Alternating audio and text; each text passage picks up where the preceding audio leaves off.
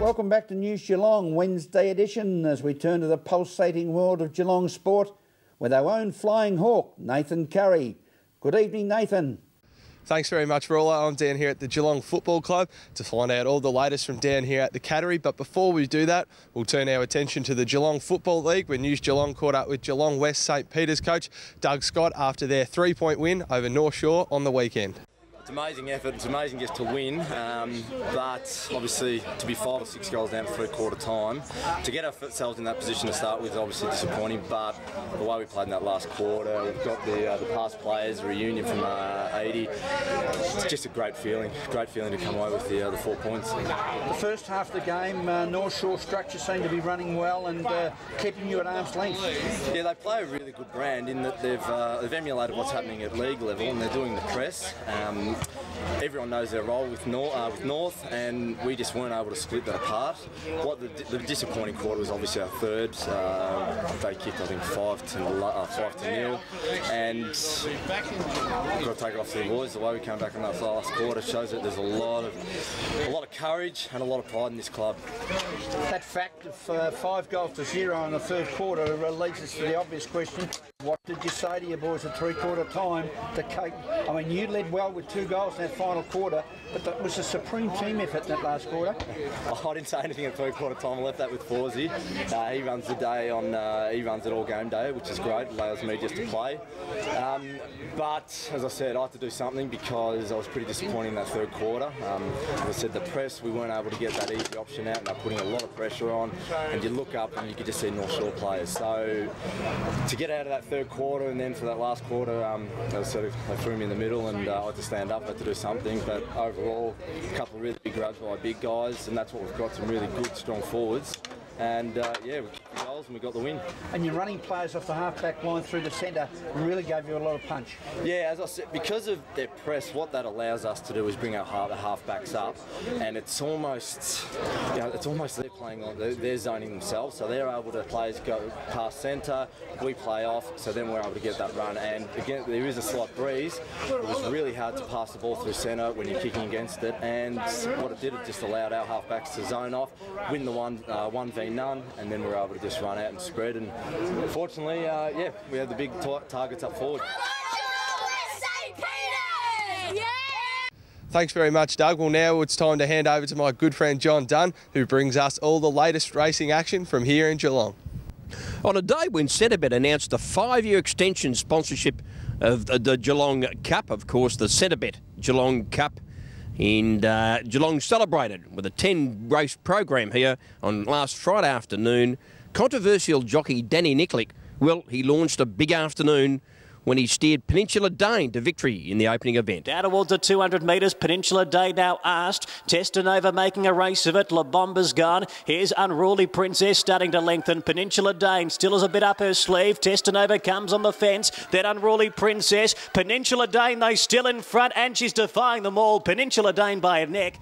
Nicklick made it 3 wins in the first 3 races when he coaxed the mare Miss Bond Beach to her first victory in 9 starts. Miss Bond Beach leads on the outside. Designer, he wants to lay in slightly, but he's just being angled up to challenge Miss Bond Beach. He's still fending. Miss Bond Beach by a length. Now Designer's having a tough old time getting there. Miss Bond Beach kicked again. Miss Bond Beach in an upset will go on and score. Well, it was the girls' turn. The girls combined trainer Katrina McAdam and jockey Caitlin Mellion.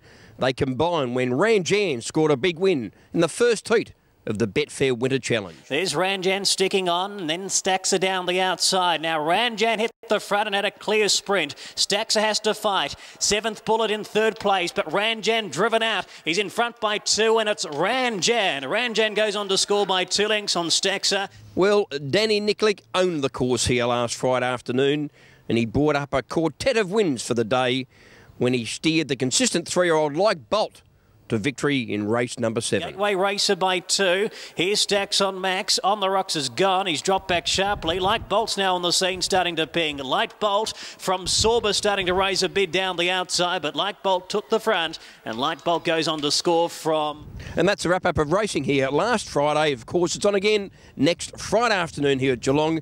And Nathan, I can't believe you're standing with a shirt like that on a freezing winter afternoon. Must be a lot of curry racing through your veins. Thanks very much, JD. Well, now that racing's done for this week, we'll turn our attention to the Geelong Football Club, and it's time to catch up with their coach, Chris Scott. Now, Scotty, you've accepted the suspensions that were handed to your players last week, so who's most likely to come into the side? Oh, there's a number of them, but Alan Christensen had a minor issue last week which kept him out, so he'll certainly play if he gets through training. Mitch Brown's in contention, Stevie Motlop's in contention, Tom Gillies is in contention, so Josh Cowan as well. We think we've got a number of guys that can come in and do the job. What's the situation with Cam Mooney? Could he come back this week? Probably not. No, we're going to be pretty firm with our plan with Moons, and that's the way he wants it as well, so we'll take our time with him. He's been moving pretty well and playing pretty well, but just needs a little bit more match condition before we consider him at AFL level. Also, Chris, what about Shannon Burns? Is he a chance to come back this week? Yeah, sorry, I forgot Burnsy. Yeah, he's a chance. Yeah, he's played 4 at VFL level now. Has looked pretty sharp. You know, he's at his best. He's in and around our best 22. There's no doubt about that. We've been a little bit cautious with him. Probably will continue to be so, but that doesn't mean he's not in contention to play AFL footy this week. Thanks very much, Scotty. We'll catch up with you again on Friday night before your big clash with Adelaide on the weekend. But until then, as always, it's back to you, Rollo. Thank you, Nathan. Glad you're smiling again, even if Buddy is missing for another week. Now to the Geelong and Surf Coast weather for the next 6 days. It's a very good evening to our sparkling Lani Salathiel. How is this winter weather continuing, Lani? Thank you, Graham, and good evening to all our News Geelong viewers. Winter continues on with its cold and now windy conditions as we take a look at our predicted weather conditions over the next 6 days. For tomorrow, Thursday, will be cloudy with some scattered showers and becoming windy with a top of 15. For Friday, we'll see a cloudy day with a change of showers during the day and a top of 16. To start off the weekend, Saturday, partly cloudy with a top of 16. Sunday will also be partly cloudy with a chance of showers later on in the day and a top of 15. To start off another winter week, on Monday it will be a cloudy day with a chance of showers again and a top of 15. For Tuesday will be mostly sunny and a top of 15. Today was cloudy with scattered showers, wind increasing throughout the day and a top of 14. And that's the wintry weather outlook for tonight. Rug up, keep warm until Friday. It's back to you, Graham. Thank you, Lani, and don't forget the hot water bottle. And thank you for being with us on News Geelong this Wednesday evening. Happy 30th birthday to our very good friend Wes Pickett. Remember, Wes, take your time and smell the flowers. From all the team at News Geelong, have a pleasant evening and a very good night.